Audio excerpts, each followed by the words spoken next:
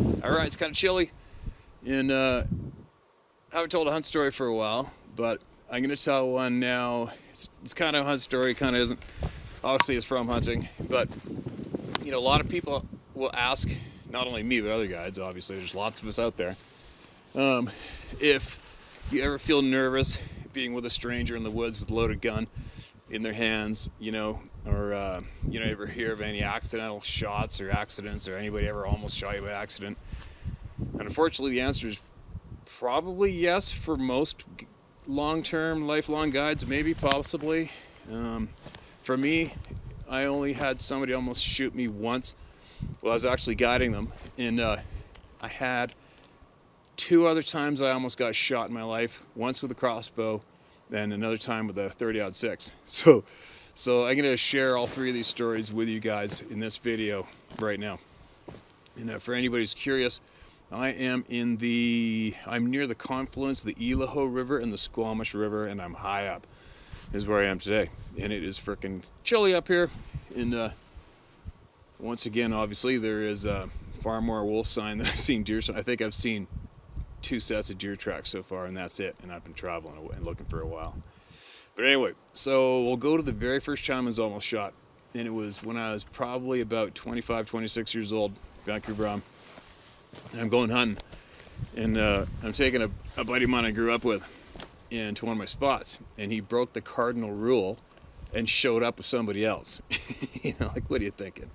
You don't go hunting with somebody to their secret spot and bring somebody without telling them. So I obviously made a change of plans. I'm so guarded with my secret hunting spots, it's ridiculous. And the number one reason why is because of the effort it takes to get those spots on your own, the hours and the miles and the months and the years and the days hiking. So anyway, I made a change of plans right away and went to another spot that's fairly well known. And it's still dark out. We got out of the trucks, 2 trucks, got out of the trucks, and we're standing there, all 3 of us. So I'm standing right here, my buddy's standing right here, the third guy's standing right there. These 2 are both new hunters. This guy right here is his very first year hunting. He's got a 30-06, and it's pitch black, can't really see him because we're just standing there talking away. And all of a sudden, bawammo, this muzzle flash flame comes shooting out of this guy's 30-06 right between us, waist height. Obviously scared the living shit out of us. And his excuse immediately was, well, I didn't know if the safety was on or off, so I pulled the trigger. Really? So that was the first time I almost got shot. Carrying on, fast forward. Throughout the majority of probably my first 10 or so years of hunting, I predominantly hunted with a bow and arrow. I started off with a bow and arrow, loved it, and I was pretty successful at it. And a lot of people that I knew who hunted as well, but they're typical gun hunters. It was all road warriors. They most likely, you know, usually the people that I knew on the island back then, the other hunters, they typically drove up in the dark, drove to the edge of a slash, walked the road to the edge of a slash, and that was their hunting. That was what they did to hunt.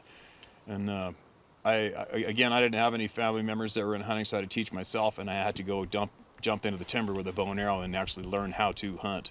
You know, so a few of these people started, you know, noticing that I was getting quite successful with my bow and arrow, and I was also hunting in areas which was only bow hunting only.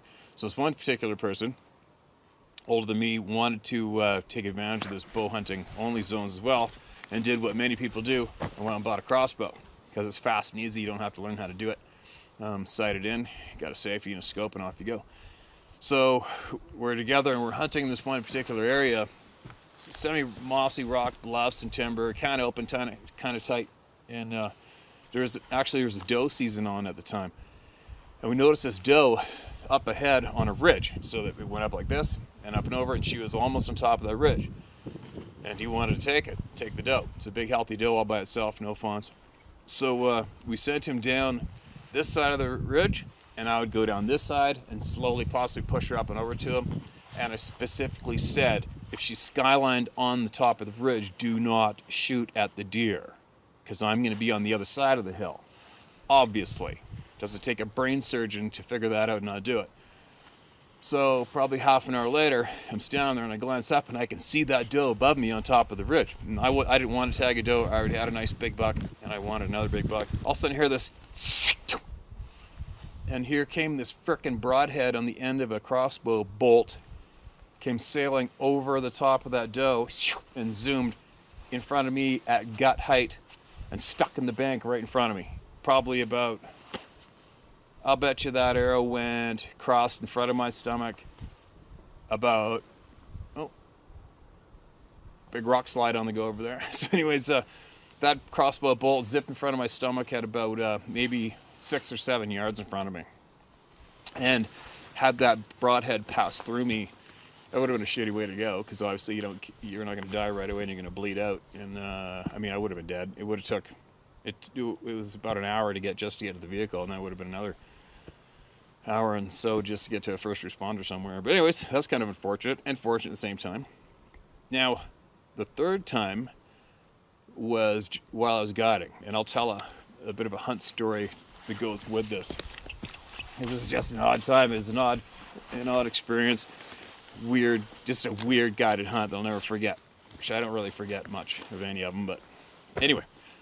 So this particular guy was the second hunt, so sheep season, stone sheep, and it was August 15th to 30th hunt. It was a horseback hunt up where we ride up river drainages and up into the head, the Rocky Mountains, the northern Rocky Mountains, and chase stone sheep around. And this guy was from Louisiana. I won't say his name. He's a nice guy. And he was a doctor. And it's really weird. One thing I found over the years is some people, not everybody, but some people can put a mental block in their head when it comes to doing something that might be tough. And you'll understand what I'm trying to describe in a second. Because this guy, I mean, I watched him. I watched him at camp. I watched him ride the horse. I watched him walk. He walked fine. He could walk fast. He could walk a normal pace on flat ground around camp. I watched him. There wasn't anything wrong with him. There was nothing inhibiting him. He wasn't physically damaged or anything. And it was the weirdest frickin' thing, because we get up the valley. I spotted some pretty big. I found a book ram. Actually, just one ram was a monster, and he was way up in hell. Up in the top peaks. And we really put a big play on that ram. I ended up getting up on the ram, but he was over the height of land, which was the guide outfitter territory border, and he was over the slope and straight down with about 6 other rams just laying there about 400 yards away, and there's nothing we could do about it. Obviously, you're in the middle of nowhere, and if you go shooting a ram illegally in the other guide territory, you're never alone out there. Just so you know, you're never alone. Somebody's going to see you, and the shit's going to fly. So, no, we didn't shoot the ram.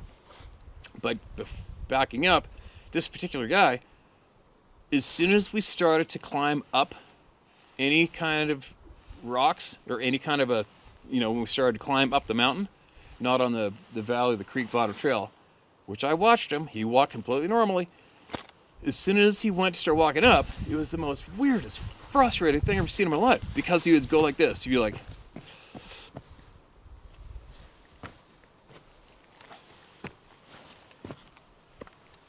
just like that, and I'm not exaggerating.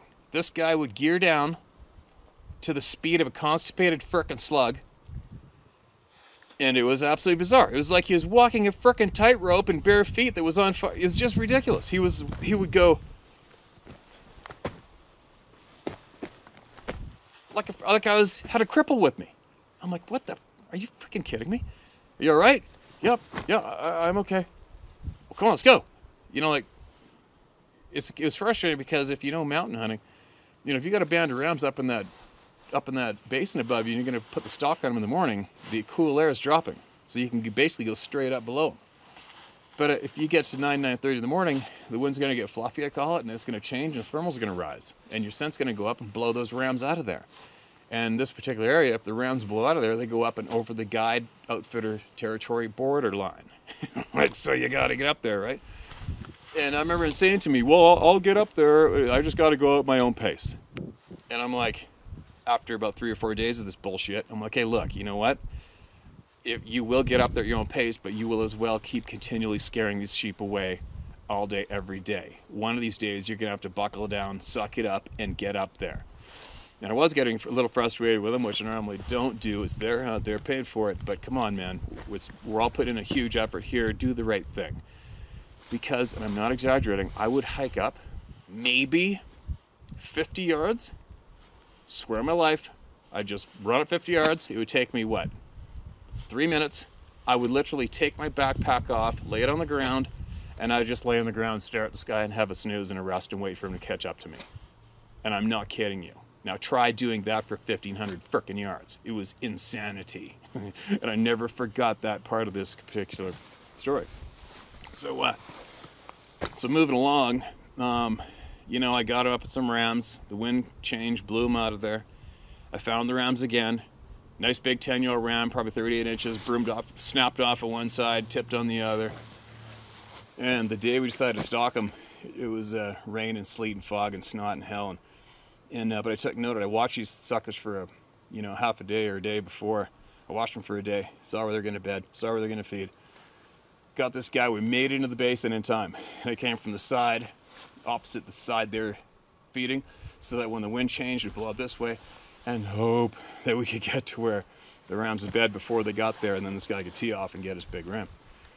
And we got there, and then all of a sudden this ball of fog came through, but you still just see the rock, and we're only 100 yards away from it. And I said, okay, and had glasses on. And I'm like, can you see through your scope without your glasses? Kinda, yeah. I go, maybe you should take your glasses off, because they kept on getting wet. And he'd take them off, and he'd wipe them, and he'd put them back on. And I go, maybe just focus your scope on that rock, and leave your glasses off, okay? Because this is going to go down any time now. We're not going to see them coming, but they're probably going to show up right there. I'll be okay. Okay. All of a sudden, you could just make out, you could hear the rocks kicking, and all of a sudden, here comes this great big, huge 10-year-old 38-inch ram, but he was heavier than hell. Snapped off. I think he's met a little broomed on one side, if I remember correctly. And he came walking through, and there's about a 20-yard slot where he walked through.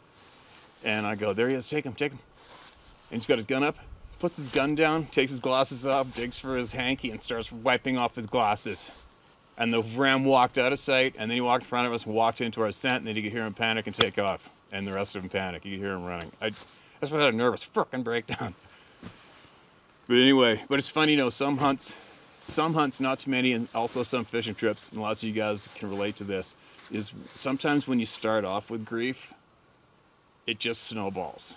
There's nothing you can do about it. And I've learned to recognize that now, sometimes on my own hunts or my own fishing days, I'll notice a bunch of screw-ups, and I'll be like, I'll take that warning early if like, okay, this isn't the day, and this hunt wasn't the hunt. So, now picture this one. So, moving along, now these rams had moved back down. I found the same band of rams about, I think it was about a mile or 2 miles actually back down our valley, but still on the same slopes where the guide territory borders above them. Now it's smoking hot out. We spent basically the entire day getting up the face to the where the basin opens up. We get up there, and you get up straight up cliff, and I'm looking in. So I've got my elbows on this big rock, this rock shelf. I'm hiding. I get up, and he's squatting down beside me like this. He's right here, squatting down beside me, and his gun barrel's just like this. And he's sitting there waiting as I pop up. And I got my binoculars. I had these 15 by 52, I think, Swarovskis. That sounds right. Whatever. And I got my elbows on this rock, and I'm looking at straight shot. I'm looking right at these rams, and they're about 175 yards from me. I recognize the one big one. I got my elbows on the rock, and I look at him, and he's right here. So this gun barrel, to me, so I'm looking this way. This gun barrel, it was a 300 Weatherby Magnum Magna-ported. So if you're not familiar with that, that's the end of the barrel. It's got this thing on the end with all the holes everywhere for the blast to go out to the side to lessen the kick on your shoulder, okay? 300 Weatherby Magnum. It was right about there. And he's right tight beside me, squatting down. So I got my elbows up and I look at him, okay, put one in the tube and come up here. And use the rock as a rest, and they're straight shot. Just put the crosshairs right on and let him have it. He's like this. Okay. He works the bolt, closes the bolt, and the rifle goes off. But whammo! And that, it was just like, you know, you watch those war movies when it shows somebody in a foxhole or whatever and the bomb goes off and then all of a sudden it kills all the sound. And you just see this guy standing like a codfish who got hit in the head with a rock. You're just like, and it blew me to the side. I physically thought that he shot me and killed me. I thought I was shot. It felt kind of like as if you got soccer kicked in the side of the head. And all sound went done, like dead silence, but I could hear this ringing like a, oh, you know, like just that dong. Weird sound in my head, and I'm stumbling around. I'm like, oh my God. And I'm looking for blood. I'm like looking, I'm alive. He didn't kill me. You know, and still to this day, like right now, I can hear ringing in my ears.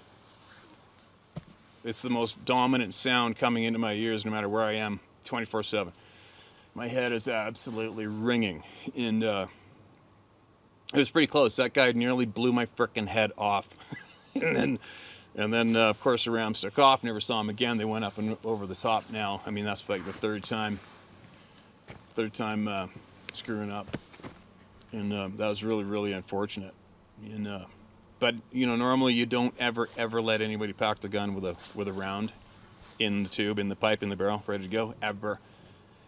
And that's the only time I had somebody almost accidentally shoot me when I was guiding, and it really, really sucked ass. And since then, I've been caught, you know, in front of the muzzle. You get in front of the money and the business end of any firearm. You get in the front, and that thing goes up. You are in for it. In case you didn't know, you are in for it. You know, just a couple years ago, I had a friend of mine, you know, we were out calling moose and some wolves came up and we started teeing off, and another 30-06 went off basically right here behind me, blew my frickin' head to pieces. And poor Sarah, my girlfriend's like, I'd say, what? I don't know how many times I say, what?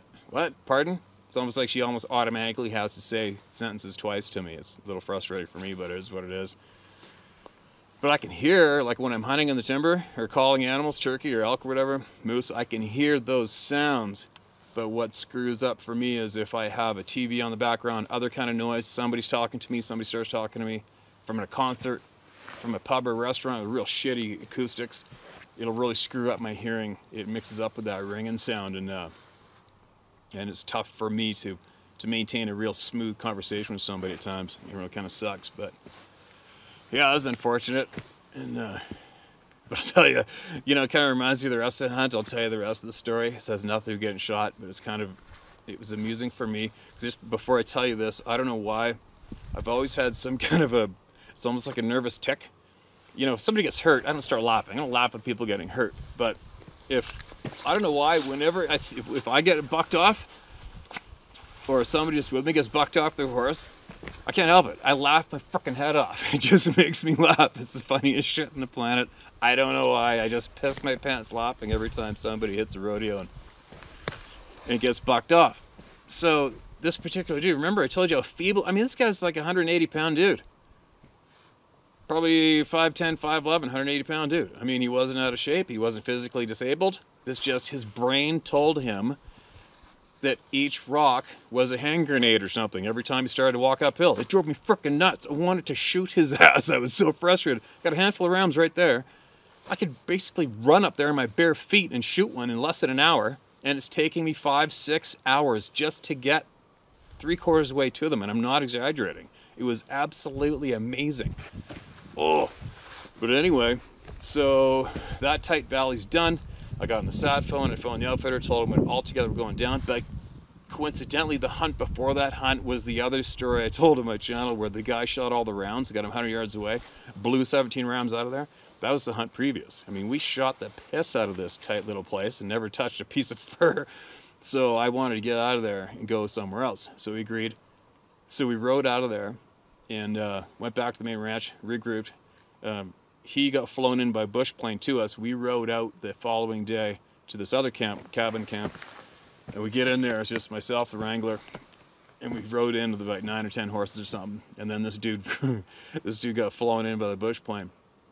And I remember having to tell him before, like he'd get on the horse and he'd swing his leg up, but he'd swing it up like he was crippled, and he would always stop with his knee, like you get on a horse, you saddle up, you swing your leg over its back, and you put your foot in the stirrup, okay? He would bring his leg up, but he would stop and pause with his kneecap on top of the horse's ass. I don't know how many times he did it, and then he'd be flailing with his stupid backpack on and shit. And I go, dude, quit doing that. Don't hammer your knee into the ass of the horse, because the horse is lunging ahead with him half on the horse. And he's about to cause some injury or some mayhem, right? I don't know how many times, and I don't bitch and nag people because you don't want to be a bitch. But if I speak, you should probably listen. And I'm like, quit doing that. Don't do that, okay? Oh, yeah, okay. And I watch him. Sure enough, he'd get on the horse again. He'd swing up, stop mid-swing, and kind of knee on the horse, and then slide his leg over their side, and the horse would start jerking ahead, and he'd almost fall off. So now we got him on this big horse we used to call Al, because Al had a brand on him, A-L. Great big, huge, perch run across beast. So you get on top of this thing, you're so high in the air, it's almost in the nosebleed stands, right? And we're down on the, so we walk from the cabin, we walk down to the river drain behind camp, walk through the willow, we just walk down. And just before we go to right across the creek, we saddle up right there. And saw River Rock right on this river bank. And this poor guy, and Al's never bucked in his life. This big chunk of frickin' meat of a horse. He's never bucked ever. And he gets on Al. He's holding onto the frickin' saddle horn like, like your average 7-year-old at the fair, at the farm fair. Swings his leg up and stabs his knee into Al's ass. And then Al's like, wow! Goes like, what the hell, right? And then he bounces him, slams his kneecap on Al's ass again. Al goes into full-on, bucking like this, launches the guy in the air, and he flies through the air and lands flat on his back in the river rock. The wrangler's like, oh my God! Like, the poor wrangler's like, oh my God, he's dead. This shrieking, shrill scream of pain squeaks out of this dude. He's laying there, obviously. He just landed like 7 feet up, landed flat on your back of a rock. And me, I'm buckled over. I can't breathe. I have drool coming out of my mouth because I'm laughing so hard. And I can't. I'm strangling, trying not to laugh. And I'm laughing right now. I don't know why. I'm a dick. Fine, I don't care. It's just like, holy shit, that was funny. The horse takes off with the guy's rifle and everything, and then the wrangler's looking at me, Steve! I'm like, what? Let's help him, whatever. And then we got the guy up. He laid there for a while. And then we got him up, managed to get back to the cabin, phoned the plane, and the plane came and got him, and off to the hospital he went. So there you go. There you go. There's another crazy hunt story and a few stories of almost getting shot. And hopefully I never have that happen again. And no, I've never almost shot myself ever before.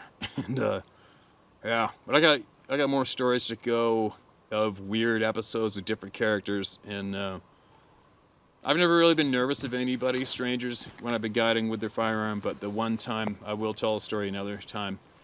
I don't watch it right now because I'm in a good mood and it'll bring me down. But it's when that sack of crap from Athens, Georgia. Does that sound familiar? Southern Georgia, I think.